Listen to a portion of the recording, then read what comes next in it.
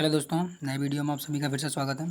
जैसे कि आप लोग जान रहे होंगे कि हम लोग क्या कर रहे हैं, टोटल 10,000 MCQ की प्रैक्टिस कर रहे हैं, जो कि अपना यूपीएससी प्रीलिम्स 2026 है इसके लिए। तो अभी तक हम लोगों ने क्या है, हिस्ट्री, ज्योग्राफी, पॉलिटी और कहते हैं साइंस एंड टेक्नोलॉजी, इसके काफ़ी क्वेश्चन को सॉल्व किया है। और आप लोगों की काफ़ी डिमांड थी कि सर इकोनॉमी के भी क्वेश्चन को लाइए, तो आज के वीडियो में हम लोग क्या करने वाले हैं, टोटल इकोनॉमी के क्वेश्चन को सॉल्व करेंगे। तो हम लोग क्या करते हैं, हर एक वीडियो में 25 क्वेश्चन की प्रैक्टिस करते हैं। तो इस वीडियो में भी हम लोग क्या करेंगे, 25 क्वेश्चन की प्रैक्टिस करेंगे। तो चलिए शुरू करते हैं। और वीडियो शुरू होने से पहले आप लोगों से बस एक ही रिक्वेस्ट रहेगी कि आप लोग वीडियो को लाइक कर लीजिएगा और चैनल को सब्सक्राइब भी कर लीजिएगा। चलिए शुरू करते हैं। पहला क्वेश्चन आता है हम लोगों के सामने, किसी देश का भुगतान संतुलन किसका व्यवस्थित अभिलेख है। तो भुगतान संतुलन के बारे में आया है और आप जानते होंगे बैलेंस ऑफ पेमेंट से यूपीएससी काफ़ी बार क्वेश्चन उठाती है। तो सीधे सीधे पूछा गया है कि भुगतान संतुलन क्या है। तो क्या है, किसी निर्धारित समय के दौरान सामान्यतः एक वर्ष में किसी देश का समस्त आयात निर्यात, ये होता है भुगतान संतुलन। क्या किसी वर्ष में एक देश द्वारा निर्यात की गई वस्तुएं होती हैं क्या, भुगतान संतुलन।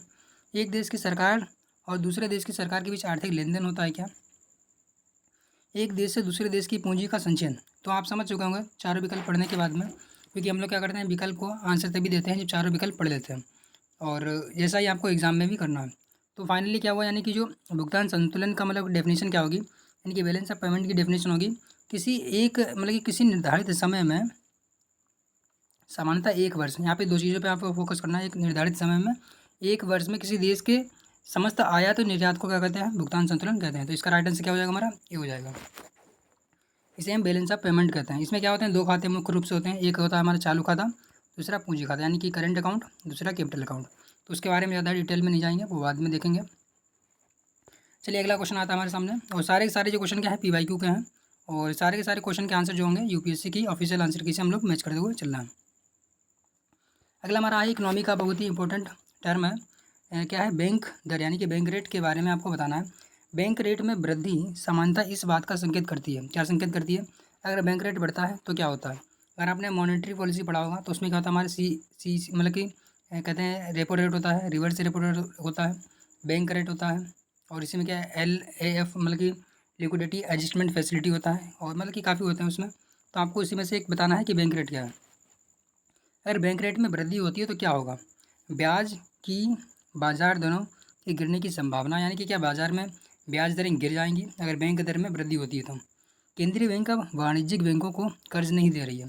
इसका मतलब क्या ये होता है, केंद्रीय बैंक समस्त मुद्रा नीति, यानी कि क्या है, केंद्रीय बैंक सस्ती मुद्रा नीति का अनुसरण कर रही है, केंद्रीय बैंक महंगी मुद्रा नीति का अनुसरण कर रही है। तो देख रहे हैं यहाँ पे क्या है, बैंक दर अगर बढ़ती है, इसका मतलब क्या हुआ कि जो मतलब कि वाणिज्यिक बैंक है उनको क्या मिलेगा, जो पैसा मिलेगा काफ़ी महंगे रेट पे मिलेगा, और उन्हें महंगे रेट पे मिलेगा तो वो क्या करेंगे, महंगे रेट पे ही मतलब कि क्या, मतलब कि उच्च ब्याज दरों पर ही ऋण देंगे। तो अगर उच्च ब्याज दरों पर ऋण देंगे तो यानी कि ऋण की क्या होगी, मतलब कि मांग कम हो जाएगी। मांग कम होने का मतलब क्या है, केंद्रीय बैंक एक महंगी मुद्रा नीति का अनुसरण कर रही है। तो इसका जाहिर सी बात क्या हो जाएगा, आंसर डी हो जाएगा। इसका मतलब केंद्रीय बैंक क्या कर रही है, महंगी मुद्रा नीति का अनुसरण कर रही है, और इसी से ही क्या होता है, हमारा जो मतलब कि इन्फ्लेशन होता है वो कंट्रोल होता है। इसमें बैंक की दर के अलावा भी अगर यहाँ पे सी मतलब कि कैश कैपिटल अकाउंट, यानी कि CAA कर दें, या फिर हमारे जो कहते हैं कि रिवर्स रेट कर दें, रिवर्स रेट, या फिर रिवर्स रेपो रेट कर दें, या रेपो रेट कर दें, या फिर यहाँ पे कोई भी मतलब कि कर दे, जो भी मतलब कि इंस्ट्रूमेंट होते हैं इसके, उसमें सारा का सारा यही होगा, अगर वृद्धि होती है तो क्या होगा, मतलब कि जो केंद्रीय बैंक होगा महंगी मौद्रिक नीति को अनुसरण करेगा। चलिए अगले क्वेश्चन पे आते हैं हम लोग, और अगला क्वेश्चन भी हमारा क्या है, भारत में घाटे के वित्तीय व्यवस्था, ये भी कहीं ना कहीं हमारा क्या है, बैलेंस ऑफ पेमेंट से ही संबंधित है एक तरीके से, कि भारत में घाटे की वित्तीय व्यवस्था किसके लिए क्या कहते हैं, किसके लिए संसाधनों को बढ़ने के लिए उपयोगी, क्या मतलब है, फिर से एक बार पढ़ लेते हैं। भारत में घाटे की वित्तीय व्यवस्था किसके लिए संसाधनों को बढ़ाने के लिए उपयोग की जाती है, यानी कि किसके लिए संसाधनों को बढ़ाने के लिए उपयोग की जाती है। तो यानी कि भारत में जो घाटे की वित्तीय व्यवस्था अपनाई जाती है वो किसको बढ़ाने के लिए उपयोग की जाती है, क्या आर्थिक विकास को बढ़ाने के लिए, सार्वजनिक ऋण की चुकौती के लिए, भुगतान संतुलन का समायोजित करने के लिए, या विदेशी ऋण को कम करने के लिए। तो सबसे पहले तो आपको ये बताना चाहिए कि घाटे की वित्तीय व्यवस्था होती क्या। तो घाटे की वित्तीय व्यवस्था का मतलब होता है जब सरकार मतलब कि अपने जो भुगतान संतुलन एक तरीके से होता है, जो भी मतलब कि खर्च करती है, अगर उसमें कभी मतलब कि सरकार को उधार लेना पड़ता है, और उधार लेने के बाद भी अगर बैलेंस ऑफ पेमेंट मतलब कि संतुलित नहीं होता, तो उसके लिए सरकार क्या करती है, RBI से कहती है कि आप करेंसी को जारी कीजिए, मतलब कि एक करेंसी नोट को छापने के लिए कह देती है। तो उसे हम कहते हैं कि घाटे की वित्तीय व्यवस्था। तो ऐसा किस लिए करती है? वो करती है आर्थिक विकास को बढ़ावा देने के लिए। तो इसका राइट आंसर क्या हो जाएगा हमारा? ए हो जाएगा। आपको यहाँ पे भी पता हो जाना चाहिए कि घाटे की वित्तीय व्यवस्था किसे कहता है। कभी कभी यूपीएससी का कर लेती है, सीधे सीधे यही पूछ लेगी घाटे की वित्तीय व्यवस्था का मतलब क्या है। तो आपको बताना है कि जो आरबीआई होती है, जो मतलब कि सेंट्रल बैंक होती है, वो सरकार की अनुशंसा पे नए नोट का निर्गमन करती है। तो उसे हम कहते हैं घाटे की वित्तीय व्यवस्था, यानी कि जो बैलेंस ऑफ पेमेंट को मतलब कि बैलेंस करने के लिए। अगला हमारा आता है निम्नलिखित कथनों पर विचार करना है। क्या क्वेश्चन हमारा है? मुद्रास्फीति ऋणियों को लाभ पहुंचाती है, यानी कि जो मुद्रास्फीति होती है यानी महंगाई होती है, क्या जो ऋण लेते हैं उनको लाभ पहुंचाती है? तो बिल्कुल सही बात है, जो ऋणी होते हैं उनको लाभ पहुंचता है, और जो ऋण देते हैं उनको क्या पहुंचता है? नुकसान पहुंचता है। मुद्रास्फीति बॉन्ड धारकों को लाभ पहुंचाती है। तो यहाँ पे बता देते हैं, जो बॉन्ड धारक होते हैं उनको क्या होता है? नुकसान होता है। यानी कि जो भी बॉन्ड, यानी कि एक तरीके से जो ऋण देता है उसको भी नुकसान होता है, जो बॉन्ड धारक होते हैं उसको भी नुकसान होता है। परंतु यहीं पे जो हमारे शेयर धारक होते हैं उनको क्या होता है? फ़ायदा होता है। या फिर जो हमारे मतलब कि ऋणी होते हैं उनको भी फ़ायदा होता है, क्योंकि वहाँ पे क्या होता है? मुद्रा की वैल्यू गिर चुकी होती है। और इसके लिए अब अगर आप डिटेल में और जाएंगे तो फिर मतलब कि काफ़ी लंबा कॉन्सेप्ट हो जाएगा। तो आपको बस ये ध्यान रखना है ये बात को कि हमारा क्या होता है? बॉन्ड धारकों को नुकसान होता है पर शेयर धारकों को लाभ होता है। वहीं ऋणियों को जो होता है मतलब कि जो ऋणी होते हैं उनको लाभ होता है, जो ऋण देता है उसको हानि होती है। यानी कि इसका राइट आंसर क्या होगा हमारा? केवल ए विकल्प सही होगा। चलिए अगले क्वेश्चन को सॉल्व कर लेते हैं। और अगला क्वेश्चन हमारा क्या आता है? निम्नलिखित में से कौन से मामले में भारतीय रिजर्व बैंक वाणिज्यिक बैंकों को नियंत्रित करती है? तो किन मामलों में जो हमारी रिजर्व बैंक ऑफ इंडिया है वो अन्य बैंकों को, यानी कि जो कॉरपोरेटिव बैंक होते हैं उनको, जो वाणिज्यिक बैंक होते हैं उनको कर नियंत्रित करती है? तो किस लिए मतलब कि किन किन क्षेत्रों में नियंत्रित करती है? तो सबसे पहले तो हमारा आता है परिसंपत्तियों की तरलता के लिए। तो बिल्कुल सही है। इसके लिए क्या होता है हमारा? मतलब कि जो मतलब कि जैसे कहते हैं, तो इसमें क्या बताया मैंने, जो हमारा वाणिज्यिक बैंक होता है मतलब कि जो आरबीआई होता है वो वाणिज्यिक बैंकों को नियंत्रित करता है किन किन क्षेत्रों में? तो पहला तो क्या? परिसंपत्ति की तरलता में। तो यानी कि जो बैंकों होती हैं उनकी परिसंपत्ति की तरलता कैसी रहेगी, इसके लिए भी नियंत्रित करता है। इसके लिए क्या होता है हमारा? CRR होता है, जैसे कि दूसरा क्या होता है हमारा? SLR होता है, या फिर जो बैंक रेट है, रिजर्व रेट जो मैंने अभी बताया, repo rate, reserve repo rate, ये सारी की सारी क्या होती है? परिसंपत्तियों की तरलता को मतलब कि नियंत्रित करने में काम करती है। दूसरा शाखा का विस्तार, और तीसरा हमारा बैंकों का विलय। इन ये सारे के सारे जो काम हैं जो किसके हैं? हमारे आरबीआई के हैं, जो बैंकों को नियंत्रित करता है। इसके लिए जो मतलब आरबीआई का जो बैंकिंग रेगुलेशन एक्ट 1934 का था, उसके तहत मतलब कि आरबीआई को कहा है बैंकों का बैंक, यानी कि बैंकों का बैंक के रूप में जाना जाता है। तो बस उसी के तहत सारे के सारे ये काम करता है, यानी कि परिसंपत्तियों की तरलता, शाखा का विस्तार, बैंकों का विलयन और बैंकों का समापन, ये सारे के सारे काम क्या होते हैं? आरबीआई के होते हैं वाणिज्यिक बैंकों को ऐसा मतलब कि नियंत्रित करने के लिए। चलिए अगले क्वेश्चन को सॉल्व कर लेते हैं।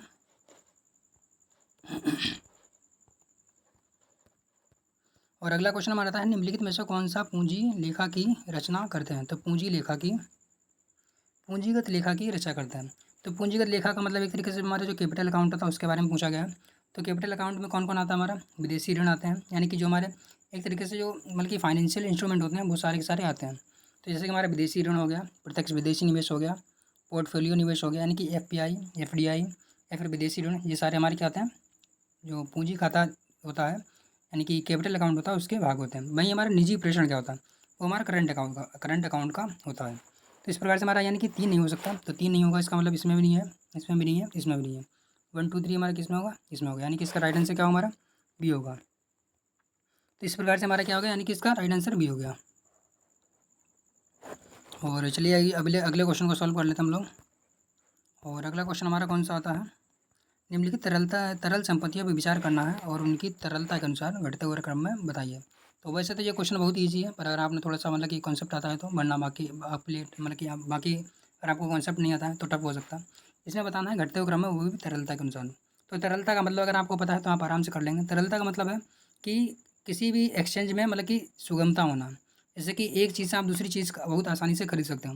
तो पहले तो क्या है? बैंक के पास जमा राशि, मांग जमा, दूसरी टाइम डिपॉजिट, तीसरा बैंकों के पास बचत जमा, चौथा करेंसी। तो इनमें से आप जानते हो सबसे ज़्यादा तरल कौन सा, यानी कि सबसे ज़्यादा लिक्विडिटी किसकी है? करेंसी की है। इसका मतलब चौथा पहले आएगा। तो चौथा पहले आएगा, इसका मतलब ये तो हमारा नॉर्मली कटिंग है, यानी कि 50-50 पे, तो आप बहुत ईजिली पहुँच गए। उसके बाद में 3 और 1 में से आपको देखना है। तो एक क्या हमारा बैंक के पास बचत जमा है, दूसरी हमारी डिमांड डिपॉजिट। तो आप देख रहे हैं डिमांड डिपॉजिट मतलब क्या है? उसको मतलब कि एक तरीके से तरल के रूप में मानेंगे। तो राइट आंसर क्या हो जाएगा हमारा चौथा, यानी कि 4, उसके बाद में 1 आएगा, उसके बाद में क्या है हमारा टाइम डिपॉजिट, उसके बाद में बैंक के पास बचत जमा। तो आपको यहाँ पे ध्यान रखना है बैंक के पास बचत जमा इसके बाद में आएगा। चलिए अगले सॉल्व कर लेते हैं अगला वाला। और अगर आप लोगों को वीडियो अच्छा लग रहा है तो वीडियो को लाइक जरूर कर लीजिएगा और चैनल को सब्सक्राइब भी कर लीजिएगा। भारत में बैंकों के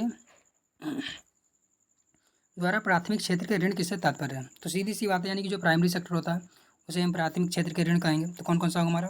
कृषि होगा, बिल्कुल सही है। एमएसएमई हुई होगा, बिल्कुल सही है। और यानी कि अगर 1 और 2 गारंटेड होगा तो इसका मतलब उपयुक्त में से सभी ही होगा, क्योंकि दुर्बल वर्ग होता है वो भी हमारा क्या प्राथमिक क्षेत्र के ऋण के अंतर्गत आता है। तो इसमें ज़्यादा बात नहीं करेंगे और अगला क्वेश्चन को सॉल्व करेंगे। अगला था हमारा प्रचंड बेरोजगारी से क्या तात्पर्य है? तो अगर आपने बेरोजगारी वाला टॉपिक पढ़ा है तो आप इसको भी आराम से कर पाएंगे, क्योंकि नॉर्मल सा क्वेश्चन है। प्रचंड बेरोजगारी का मतलब होता है अगर कोई भी ऐसा कार्य जिसमें क्या होता है, मतलब कि आवश्यकता से अधिक अगर व्यक्ति लगे हुए हैं और उनका मतलब कि उत्पादकता शून्य है, तो मतलब एक तरीके से उन्हें प्रचंड बेरोजगारी भी कहेंगे। यानी कि उनको अगर निकाल भी दिया है फिर भी मतलब कि जो हमारी इंडस्ट्री है या फिर जो भी उत्पादन का कार्य हो रहा है उस पर कोई फ़र्क नहीं पड़ रहा है, तो उसे हम क्या कहेंगे? प्रचंड बेरोजगारी के तहत मानेंगे। तो लोग बड़ी संख्या में बेरोजगार हो रहे हैं तो ऐसा तो नहीं है। वैकल्पिक रोजगार उपलब्ध नहीं है, ये भी नहीं है। श्रमिक की सीमांत उत्पादकता शून्य है, तो यानी कि इसका राइट आंसर क्या होगा? सी हो जाएगा। श्रमिक की उत्पादकता नीची है तो ये भी हमारा नहीं होगा। चलिए अगले क्वेश्चन को सॉल्व कर लेते हैं। भारतीय अर्थव्यवस्था के संदर्भ में खुली बाजार परिचालन, इसे हम कहते हैं ओपन मार्केट ऑपरेशन, किसे निर्दिष्ट करता है? तो ओपन मार्केट ऑपरेशन का मतलब क्या होता है? मैं सीधे सीधे आपको कॉन्सेप्ट बता देता हूँ तो आपको क्वेश्चन को सॉल्व करने में ईजी रहेगा। तो ओपन मार्केट ऑपरेशन का मतलब होता है कि जो आरबीआई होता है वो भारतीय सरकार यानी कि इंडियन गवर्नमेंट की सहायता से, मतलब कि इंडियन गवर्नमेंट की आदेश पर जो अपनी प्रतिभूतियों को जारी करता है, अब वो क्या करता है? इससे सरकार को ऋण लेने में सहायता मिलती है। तो देखते हैं ओपन मार्केट क्या बोला, खुली बाजार प्रक्रिया क्या है? अनुसूचित बैंकों द्वारा आरबीआई से ऋण लेना। तो मैंने क्या बताया? आरबीआई से ऋण अनुसूचित वाणिज्यिक बैंक नहीं लेती हैं। वाणिज्यिक बैंकों द्वारा लघु उद्यम या लघु उद्योग या व्यापार के क्षेत्र में ऋण लेना, तो ये भी हमारा नहीं है। ये किसके किसके बीच में है? आरबीआई और सरकार के बीच की बात है। आरबीआई द्वारा सरकारी प्रतिभूतियों का क्रय विक्रय, तो यानी कि हमारा क्या होगा? राइट आंसर इसका सी हो जाएगा। और चलिए अगले क्वेश्चन को सॉल्व कर लेते हैं। निम्नलिखित में से कौन सा एक पानी का सबसे बड़ा उपभोक्ता है? तो पानी का सबसे बड़ा मतलब कि कौन सा सेक्टर हमारा उपभोग करता है? अभियांत्रिकी, वस्त्र उद्योग, कागज एवं लुगदी लुगदी और ताप संयंत्र। तो आप जान रहे हो कि सारे के चारों मतलब कि एक तरीके से अगर आपने थोड़ा सा पढ़ा है तो आप अनुमान लगा लेंगे, परंतु वैसे चार के चारों क्या है? हमारे पानी का काफ़ी अधिक यूज़ करते हैं। जैसे हमारा कागज एवं लुगदी होता है, इसमें भी पानी का काफ़ी इस्तेमाल होता है। जो टेक्सटाइल होता है, हमारा वस्त्र उद्योग होता है, इसमें भी पानी का काफ़ी यूज़ होता है। और ताप शक्ति संयंत्र जो होते हैं उसमें तो पानी का बहुत ही अधिक यूज़ होता है। अभियांत्रिक यानी कि इंजीनियरिंग में भी काफ़ी हद तक यूज़ होता है। तो नॉर्मल सी बात है, यानी कि ताप शक्ति संयंत्र जो होते हैं, यानी कि जहाँ से बिजली बनती है, जहाँ कोयला जलता है और टरबाइन चलाए जाते हैं, सीधा सीधा इसमें तो सबसे अधिक होगा। तो इसका राइट आंसर क्या होगा? हमारा डी होगा। वैसे तो हमारा मतलब कि जो सबसे अधिक अगर पूछा जाए, इनमें से भी अगर सबसे अधिक पूछा जाए तो पूरे पूरे मतलब कि भारत में सबसे अधिक कहाँ पे होता है? कृषि में होता है। कृषि में लगभग 78% तक मतलब कि जो होता है पानी का यूज़ पूरे भारत में, मतलब कि जितना भी पानी इस्तेमाल होता है उसका 78% कहाँ पे होता है? कृषि में होता है। उसके बाद में जो मतलब कि उद्योग धंधों में होता है, मतलब कि उसके बाद में होता है जो कहते हैं कि मतलब कि प्राथमिक जो मतलब कि कहते हैं कंजम्पशन में, घरेलू इस्तेमाल में होता है। पहले तो हमारे कृषि में, दूसरा घरेलू इस्तेमाल में, तीसरा हमारा वाणिज्यिक क्षेत्रों में होता है। तो इस प्रकार से आपको इसको भी ध्यान रखना है, शायद क्वेश्चन आगे बन जाए। अगला हमारा जनसांख्यिकी लाभांश के पूर्ण लाभ को प्राप्त करने के लिए भारत को क्या करना चाहिए? तो यानी कि जो जनसांख्यिकी लाभांश होता है, अगर आपको ये भी पूछा जा सकता है कभी न कभी, और पूछा भी गया है हमारे पीसीएस के भी एग्जाम में, तो क्या होता है? हमारा 15 से लेकर के 59, 15 से लेकर के 59, वैसे तो मतलब कहीं कहीं 60 या कहीं कहीं 65 भी दिया गया है। वैसे जो मतलब कि वर्ल्ड बैंक है वो क्या मानता है? 15 से 65 तक मानता है, परंतु भारत में क्या 15 से 59 है। तो वैसे आप सीधे सीधे अगर देखना चाहें तो इसको क्या कर लें? 15 से 65 भी कर सकते हैं। 15 से, वैसे भारत में 59 है, बस क्या आप 65 भी मान सकते हैं। तो जनसांख्यिकी लाभांश कहते हैं। और उसके बाद में क्या पूछा गया? पूर्ण लाभ उठाने के लिए क्या करना चाहिए? कुशलता विकास को प्रोत्साहन देने, यानी कि कौशल विकास को प्रोत्साहन देना चाहिए। और अधिक सामाजिक सुरक्षा योजनाओं को लाना चाहिए। बाल मृत्यु यानी कि शिशु मृत्यु दर को कम करना चाहिए। उच्च शिक्षा का निजीकरण करना चाहिए। तो निजीकरण तो बिल्कुल सीधी सी बात गलत हो जाएगा। निजीकरण का लाभ से कोई मतलब डायरेक्ट संबंध नहीं है। शिशु मृत्यु दर का भी डायरेक्ट मतलब कि डायरेक्टली मतलब कि कनेक्शन नहीं है। और सामाजिक योजनाओं को अगर आप बढ़ा देंगे तो इससे कोई गारंटी नहीं कि हमारा लाभ जो जनसांख्यिकी लाभांश होगा उसके पूर्ण लाभ हो पाएगा। तो सीधी सी बात, हमारी जो जनसंख्या है उसको क्या करें हम? अधिक कुशल बनाएं। तो चलिए अगले क्वेश्चन को सॉल्व करते हैं। इसका मतलब इसका राइट आंसर क्या होगा? हमारा ए हो जाएगा। अगला हमारा है निम्नलिखित में से किस एक का अपने प्रभाव में सर्वाधिक स्फूर्तिकारक होगा। अभी देख रहे होंगे लोग कहते हैं कि यूपीएससी क्वेश्चन को रिपीट नहीं करती है, और देख रहे होंगे इस क्वेश्चन को यूपीएससी ने अभी हम लोगों ने पढ़ा और जस्ट तुरंत रिपीट कर दिया। देखेंगे कैसे लोग क्या कहता है, मतलब कि सबसे कौन सा कारक जो होगा सबसे अधिक स्फूर्ति कारक का मतलब सबसे अधिक कहता है कि जो इन्फ्लेशन होता है उसको बढ़ाएगा। लोक ऋण को चुकाना क्या स्फीति कारक होगा। बजट घाटे के वित्तीयन के लिए जनता से ऋण लेना क्या स्फीति कारक होगा। बजट घाटे के वित्तीयन के लिए बैंकों से ऋण लेना क्या स्फीति कारक होगा। बजट घाटे के वित्तीयन के लिए नई मुद्रा का सृजन करना, तो इसका राइट आंसर होगा हमारा डी होगा। और इससे पहले भी हमने जो बताया था घाटे का वित्तीयन, और देख रहे हैं वही क्वेश्चन मतलब कि वही टॉपिक फिर से रिपीट कर लिया। हालांकि यूपीएससी क्या करेगी, पूछने का तरीका तो चेंज करेगी, परंतु क्वेश्चन तो देख रहे होंगे मतलब कि कॉन्सेप्ट जो हमारा है कॉन्सेप्ट तो रिपीट ही हो गया। इसका मतलब हमारा राइट आंसर क्या है, डी है। और यूपीएससी ने क्वेश्चन को भी रिपीट कर दिया। तो यहीं पे देखते हैं कि मतलब लोग कहते हैं कि क्वेश्चन रिपीट नहीं करती यूपीएससी। अब देख रहे होंगे आपने सीधे सीधे अभी देख लिया, एक ही वीडियो में देख लिया कि यूपीएससी ने क्या है कॉन्सेप्ट को रिपीट कर लिया। तो यही होता है पीवाईक्यू को लगाने का फ़ायदा। चलिए अगले क्वेश्चन को सॉल्व कर लेते हैं। और अगला क्वेश्चन हमारा क्या आता है, आप लोग इसका आंसर देने की कोशिश कीजिएगा। और इसका आंसर चलिए सॉल्व करते हैं इसको। सामान्य क्या लिखा है, सामान्य कीमत स्तर पर सामान्य कीमत स्तर में बढ़ोतरी निम्नलिखित में से किन कारणों के कारण हो सकती है। यानी कि सामान्यतः जो कीमत स्तर होती है उसमें बढ़ोतरी किन के कारणों हो सकती है। द्रव्य की आपूर्ति में वृद्धि, अगर पैसा बढ़ जाए तो क्या कीमत स्तर में वृद्धि हो जाएगी। तो जाहिर सी बात है अगर पैसा बढ़ता है तो क्या होगा, मुद्रास्फीति बढ़ जाएगी। तो यानी कि जो कि कीमत स्तर में बढ़ोतरी हो जाएगी। तो बिल्कुल सही बात है, पहला तो होगा। उत्पादन में समग्र गिरावट, यानी कि हम जानते हैं अगर माल की कमी हो जाए यानी कि आपूर्ति कम हो जाए फिर भी उसकी रेट बढ़ जाते हैं। और प्रभाव मांग में वृद्धि, यानी कि प्रभावी मांग में वृद्धि, अगर मांग बढ़ जाए तो भी उसके रेट जो होते हैं बढ़ जाते हैं। यानी कि अगर मांग बढ़े तो भी रेट बढ़ेंगे, उत्पादन घटे तो भी रेट बढ़ेंगे, पैसा लोगों के पास बढ़े तो भी रेट बढ़ेंगे। इसका मतलब क्या होगा, तीन के तीनों विकल्प सही होंगे। चलिए अगले क्वेश्चन को सॉल्व करते हैं। और अगला क्वेश्चन हमारा क्या है, थोड़ा सा छोटा कर देते हैं ताकि एक ही बार में पूरा का पूरा क्वेश्चन आ जाए। भारत की विदेशी मुद्रा आरक्षित निधि में निम्नलिखित में से कौन सा समूह सम्मिलित है। विदेशी मुद्रा आरक्षित का मतलब कि हमारी जो एफडीआई जो वाला मतलब कि फॉरेन जो रिजर्व होता है हमारा, फॉरेन करेंसी रिजर्व होता है, उसके बारे में पूछा है। उसमें कौन कौन सम्मिलित होता है। तो विदेशी मुद्रा परिसंपत्ति विशेष आहरण अधिकार यानी कि एसडीआर होता है, और विदेशों से ऋण, तो इसमें कहीं ना कहीं विदेशों से ऋण तो नहीं होता है, यानी कि हमारा जी वाला तो नहीं हो सकता। विदेशी मुद्रा परिसंपत्ति होगा, बिल्कुल सही हो जाएगा। भारतीय रिजर्व के द्वारा धारित स्वर्ण होगा, जे भी हो जाएगा। एसडीआर भी हमारा 100% होगा। इसका मतलब इसका राइट आंसर क्या होगा हमारा, बी हो जाएगा। परंतु आगे अभी हम लोग पढ़ लेते हैं। अगला हमारा क्या है, विदेशी ऋण परिसंपत्ति बैंकों से ऋण, तो ऋण तो नहीं होगा, मैंने पहले ही बताया। और यहाँ पे भी देख रहे हो ऋण होगा। इसका मतलब चार के चारों विकल्प में से केवल बी वाला सही है। और यहाँ पे एसडीआर आप जानते होंगे जो क्या होता है, हमारा जो आईएमएफ होता है उसके बाद जो रिजर्व ट्रेंच होता है, यानी कि जो कई करेंसियों की टोकरी एक बनाई गई है उसको हम कहते हैं एसडीआर कहते हैं। तो एसडीआर में मुख्य रूप से क्या होता है, जैसे अमेरिकी डॉलर हो गया या यूरेन जो मतलब कि यूरोपियन यूनियन का येन हो गया, या फिर जो हमारा जो चीन होती है, तो चीन का क्या हो जाता है हमारा मतलब कि कहते हैं कि युआन हो गया। और इसके बाद में जो हमारा होता है, एक मिनट में आपको सारे के सारे मतलब के नाम जो होते हैं और इसके बारे में काफ़ी डिटेल में बता देता हूँ। जैसे कि हमारा जो एसडीआर होता है, एसडीआर क्या मतलब कि आईएमएफ जो होता है उसके बारे में जो मतलब कि जो होता है मैंने बताया एक तरीके से टोकरी होती है, उसमें क्या मतलब 5 मुद्राएं होती हैं मुख्य रूप से। और कौन कौन सी मैंने बताई, पहले तो अमेरिकी डॉलर हो गया, दूसरा हमारा क्या हो जाता है चीनी मतलब कि जो होता है युआन हो गया, और उसके बाद में क्या होता है जापानी जो होता है एन हो गया, उसके बाद में क्या होता है हमारा ब्रिटिश होता है उसका जो होता है पाउंड होता है, और उसके बाद में एक यूरो भी हमारा होता है। इस प्रकार से मुख्य रूप से 5 जो मतलब कि मुद्राएं हैं उनको जोड़ करके आईएमएफ ने जो है एक रिजर्व ट्रेंच बनाया, यानी कि एक मुद्रा का बास्केट बनाई है, उसको हम कहते हैं एसडीआर।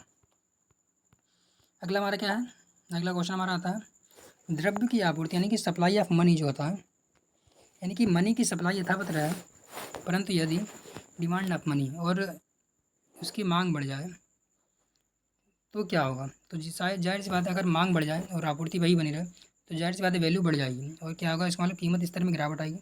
तो गिरावट तो नहीं आएगी, ब्याज दरों में बढ़ोतरी हो जाएगी। हाँ जाहिर सी बात है ब्याज दरों में बढ़ोतरी हो जाएगी, क्योंकि अगर मांग बढ़ जाएगी तो ब्याज दरें बढ़ जाएंगी। राइट आंसर क्या होगा हमारा, बी हो जाएगा। ब्याज दरों में कमी तो नहीं होगी, आय या रोजगार के स्तरों में वृद्धि भी नहीं होगी। अगला क्वेश्चन हमारा है एक्स देश में आर्थिक समृद्धि अनिवार्य रूप से होगी, यानी कि कोई देश है उसमें आर्थिक समृद्धि अनिवार्य रूप से होगी, इसका तात्पर्य क्या है। विश्व अर्थव्यवस्था में तकनीकी प्रगति होगी, यानी कि तकनीकी प्रगति होगी। इसका मतलब कि अनिवार्य तो नहीं है, वैसे एक मतलब कि फैक्टर हो सकता है। एक्स में जनसंख्या वृद्धि है। जनसंख्या वृद्धि का डायरेक्टली समृद्धि से कोई मतलब कि गारंटेड मतलब कि फैक्टर नहीं है। एक्स देश में पूंजी निर्माण होगा, तो जाहिर सी बात है एक्स देश में अगर पूंजी निर्माण होगा तभी आप कह सकते हैं कि आर्थिक समृद्धि होगी। वहीं अगर आर्थिक विकास बोल देता, अगर आर्थिक विकास बोल देता आपको आर्थिक समृद्धि और आर्थिक विकास तो नॉर्मली कॉन्सेप्ट है, बेसिक कॉन्सेप्ट है, वो आपको आता होगा। तो आर्थिक समृद्धि का मतलब क्या है, अगर एक्स देश में पूंजी का निर्माण तो उसे हम कह सकते हैं आर्थिक समृद्धि होना। वहीं अगर पूंजी निर्माण के अलावा यानी कि पूंजी निर्माण के साथ साथ मतलब कि जो जनसंख्या उसका कौशल बढ़े, स्वास्थ्य, शिक्षा, रोजगार, इन सभी में अगर वृद्धि हो तो उसे हम क्या कर सकते हैं, विकास कर सकते हैं। चलिए अगले क्वेश्चन को सॉल्व कर लेते हैं।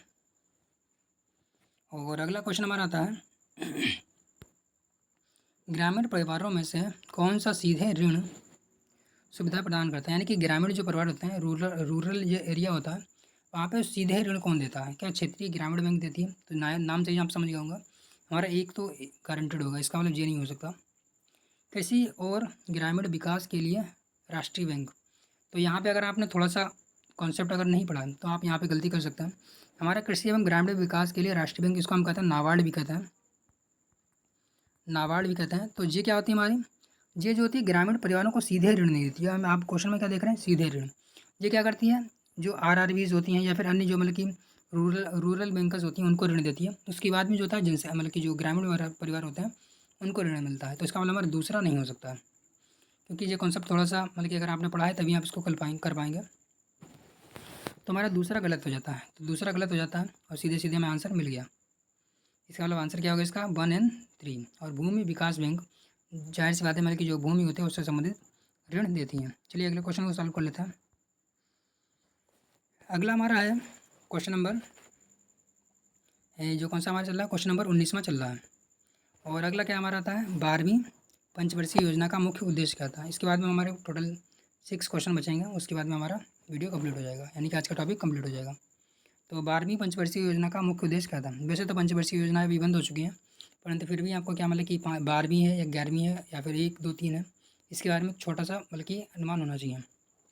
तो 12वीं पंचवर्षीय योजना का मुख्य उद्देश्य क्या था, समावेशी विकास और गरीबी न्यूनीकरण, समावेशी और धारणीय विकास, बेरोजगारी घटाने हो तो धारणीय और समावेशी विकास, तीव्रता धारणीय और ज़्यादा समावेशी विकास।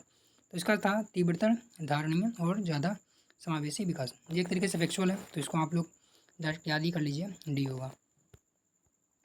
उसके बाद में आता है हमारा वेंचर पूंजी, यानी कि जोखिम पूंजी क्या है। तो इसके बारे में आपको अगर पता है तो ठीक है, वरना इसका कॉन्सेप्ट भी मैं बता देता हूँ। वेंचर पूंजी यानी कि जोखिम पूंजी का मतलब होता है कोई भी नया उद्योगी है, यानी कि कोई भी नया एमएसएमई है और कोई नया मतलब कि कारोबार डाल रहा है, या कहते हैं जो कि इसे कहते हैं मतलब कि नया उद्यमी, एक तरीके से कह सकते हैं, आप समझ सकते हैं, यानी कि जो नया व्यापार शुरू करने वाला है उसको जो मतलब कि वाणिज्यिक जो कहते हैं कि जो कॉरपोरेट होते हैं, कॉरपोरेट घराने होते हैं या फिर जो भी निवेशक होता है वो ऋण देता है, यानी कि प्राइमरी उद्योग को जो ऋण दिया जाता है उसे हम कहते हैं जोखिम पूंजी, यानी कि क्योंकि इसके विफल होने की संभावना रहती है तो इसलिए इसका नाम दिया गया है जोखिम पूंजी। तो सीधे सीधे देख लेते हैं इसका क्या दिया है, उद्योगों को उपलब्ध कराई गई अल्पकालीन पूंजी। तो अल्पकालीन तो नहीं हो सकती है, क्योंकि कोई भी उद्योग होगा उसको अल्पकालीन की क्या आवश्यकता होगी, मतलब कि आवश्यकता तो होगी परंतु कोई उद्योग को अल्पकालीन इतनी सहायक नहीं होगी। नए उद्यमियों को उपलब्ध कराई गई दीर्घकालिक पूंजी, तो यानी कि इसका राइट आंसर क्या होगा हमारा, बी होगा। उद्योगों को हानि उठाते समय उपलब्ध कराई गई निधि, गलत है, नवीकरणीय ऊर्जा के लिए भी नहीं होता, तो इसका मतलब क्या होगा हमारा, इसका बी हो जाएगा। चलिए अगले क्वेश्चन को सॉल्व कर लेते हैं। और अगला क्वेश्चन क्या है, विक्रय कर। विक्रय कर यानी कि जो होता है हमारा बिक्री कर होता है, जो हमारा बिक्री कर जिसका भुगतान आप कोई टूथपेस्ट खरीदते समय करते हैं या कोई भी मतलब कि एक तरीके से होता है, इसे तो हम एक तरीके से इस पर मतलब तो जीएसटी में आ चुका है ये। तो आपको बताना है विक्रय कर जो था उस समय को मतलब किस में लगता था। तो विक्रय कर किसके पास था उस समय, तो राज्य सरकार के पास था, तो यानी कि ये राज्य सरकार का हो जाएगा। सीधे सीधे मैं इसका आंसर बता देता हूँ आपको, राज्य सरकार द्वारा आरोपित एवं संग्रहित। अभी तो ये क्या आ चुका है हमारा, जीएसटी में आ चुका है सारा का सारा। तो जीएसटी का यानी कि वस्तु एवं सेवा कर, तो उसमें ही सीधा सीधा सारा का सारा आ चुका है।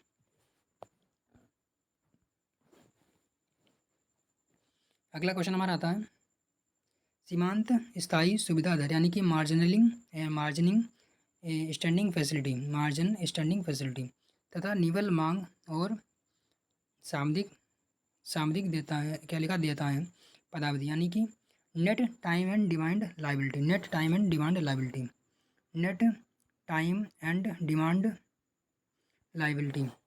इसके कभी कभी समाचार में आता है जो किससे संबंधित है। तो अभी तो आप इसको अगर टेक्निकल में जाएंगे तो थोड़ा सा लंबा हो जाएगा, परंतु देख लेंगे यूपीएससी ने पूछा क्या है। पहला क्या है, स्थायी सुविधा दर, सीमांत स्थायी सुविधा दर। दूसरा निवल मांग सामयिक देता पदावधि समाचारों में आती है, किसका संदर्भ में आती है। तो क्या बैंकों के कार्य के, युद्ध कौशल, कृषि आपूर्ति, संचार निर्भर। तो देख लेंगे यूपीएससी ने मतलब कि सीधे सीधे डायरेक्टली मतलब कि पूछ लिया, बहुत ज़्यादा डिटेल में मतलब कि नहीं गई है। तो आप इसको भी इतना ही समझिए कि बैंक के संदर्भ में कुछ होती हैं टर्म्स, और बाकी अगर आपको डिटेल में करना है तो आप लोग कमेंट कर दीजिएगा, इसके ऊपर भी हम लोग डिटेल में भी बात कर लेंगे। भुगतान संतुलन के संदर्भ में पूछा है, अभी देख रहे होंगे भुगतान संतुलन हमारा देख रहे होंगे तीसरी बार आ चुका है। हम लोगों ने अभी टोटल 25 क्वेश्चन की सॉल्व किया है, यानी कि टोटल 25 क्वेश्चन की प्रैक्टिस करने वाले हैं। इसमें भुगतान संतुलन से लगभग तीसरी बार ये क्वेश्चन पूछा जा रहा है। तो इससे आपको एक बात समझ में आई होगी, क्योंकि हमारा जो पहले बैलेंस ऑफ पेमेंट है वो काफ़ी इंपॉर्टेंट टॉपिक है यूपीएससी के लिए। भुगतान संतुलन के संदर्भ में निम्नलिखित में से किसके या किससे किनके द्वारा चालू खाता बनता है। तो चालू खाता के बारे में मैंने पहले बताया, जो भुगतान संतुलन होता है उसमें दो खाते होते हैं, एक तो हमारा होता है चालू खाता, दूसरा हमारा पूंजी खाता। पूंजी खाते में क्या होता है, हमारे एफडीआई हो गया, एफपीआई हो गया, या फिर जो भी ऋण होते हैं वो सारे के सारे पूंजी खाते में आते हैं। और जो हमारा चालू खाता उसमें उसमें क्या होता है हमारा, जो मतलब कि एक तरीके से एक होता है विजुअल, एक होता है इनविजुअल। विजुअल में क्या होता है हमारा जो सर्विस मतलब कि एक तरीके से जो भी होता है आयात निर्यात होता है भौतिक वस्तुओं का, उसे हम कहते हैं विजुअल। और जो इनविजुअल होता है उसमें क्या होता है हमारा सर्विस हो गया, इनकम हो गया, ट्रांसफ़र हो गया, रेमिटेंस हो गया, डोनेशन हो गया, गिफ्ट हो गया, ये सारे के सारे क्या होते हैं हमारा इनविजुअल होते हैं। तो इसमें पूछा गया है हमारा चालू खाते के बारे में पूछा गया है। अभी देखिए मैंने आपको बैलेंस ऑफ पेमेंट काफ़ी डिटेल में समझा दिया थोड़ा सा, और अभी तो मतलब कि और डिटेल में होता है वो इतना नहीं बताया जा सकता अभी। तो क्या हमारा चालू खाता क्या है, व्यापार संतुलन है, क्या बोला है किनसे चालू खाता बनता है। तो व्यापार संतुलन, विदेशी परिसंपत्तियाँ, तो क्या विदेशी परिसंपत्तियाँ आएंगी। तो मैंने आपको पहले बताया एफपीआई हमारा कहाँ पे आता है, कैपिटल अकाउंट में आता है। दो तो नहीं हो सकता, अगर दो नहीं हो सकता तो ये तो कट गए। लास्ट में जो हमारा वन तो होगा ही होगा। अब इसका मतलब अब तीन होगा कि नहीं होगा इसको देखना है। आदर्शों का संतुलन, तो आदर्शों का संतुलन जैसा कि मैंने पहले बताया, इनविजुअल को बताया था मैंने, तो वो भी हमारा इसमें आएगा। एसडीआर मैंने क्या बताया था आपको, कैपिटल अकाउंट में बताया था, तो यानी कि चार नहीं हो सकता हमारा, एक और तीन होगा। चलिए अगले क्वेश्चन को सॉल्व कर लेते हैं। शाखा रहित क्षेत्रों में व्यावसायिक संवाददाताओं की सेवाओं के द्वारा लाभार्थियों को कौन कौन सी सुविधाएं प्रदान की जाती हैं। तो यानी कि जो मतलब कि बैंक साथी एक तरीके से जो कॉन्सेप्ट है उसके द्वारा कौन कौन सी सुविधाएं दी जाती हैं। तो ये हमारे आज का 24वां क्वेश्चन है। इसके बाद में एक क्वेश्चन हमारा और बचा, तो उसके बाद में हमारा कंप्लीट 25 क्वेश्चन हो जाएंगे। तो पहला क्या हमारा बैंक साथी क्या है, ये लाभार्थियों को अपने बैंकों में अपने सहाय और सामाजिक सुरक्षा लाभ प्राप्त करने के योग्य बनाती हैं। तो बिल्कुल सही बात है। यह ग्रामीण क्षेत्रों में लाभार्थियों को धन राशि जमा करने और आहरण करने के योग्य बनाती है। तो ये भी बात हमारी सही है। इसका मतलब राइट आंसर क्या होगा हमारा 1 और 2 दोनों सही। वैसे यहाँ पे मैं आपको बता देता हूँ कि जो हमारे जो कॉन्सेप्ट है इसको अगर आपको पढ़ने में बहुत ही ईजी लगे, बहुत ही मतलब कि नॉर्मल सब पढ़ने में फ्लो आए, तो आप समझ जाना कि दोनों आंसर हमारे सही हैं। परंतु अगर आपको नहीं आता है तो थोड़े से ध्यान देकर पढ़ना चाहिए।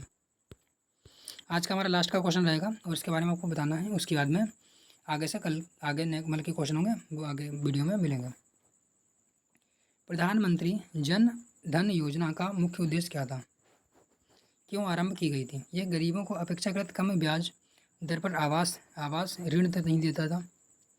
पिछड़े क्षेत्रों में महिलाओं को स्वयं सहायक समूह के लिए भी प्रोत्साहन नहीं था। ये देश में वित्तीय समावेशन के लिए आप जानते हो जनधन खाते खोलेगा था। सीधी सीधी बात है, यानी कि सी राइट आंसर इसका हो जाएगा। बचत समूह की वित्तीय सहायता भी नहीं था। तो इस प्रकार से हमारे आज के टोटल 25 क्वेश्चन प्रैक्टिस हम लोगों ने कर लिए। बाकी आप लोग बताइएगा कि आज का वीडियो आप लोगों को कैसा लगा। बाकी आप लोग वीडियो को लाइक जरूर कर लीजिएगा और चैनल को सब्सक्राइब भी कर लीजिएगा। तो देख रहे होंगे आप लोगों ने कितने 25 क्वेश्चन की प्रैक्टिस की है, और हम लोग चलिए शुरू पे पहुँच जाते हैं। तो चलिए मिलते हैं नेक्स्ट वीडियो में। बाकी वीडियो को यहाँ तक देखने के लिए धन्यवाद।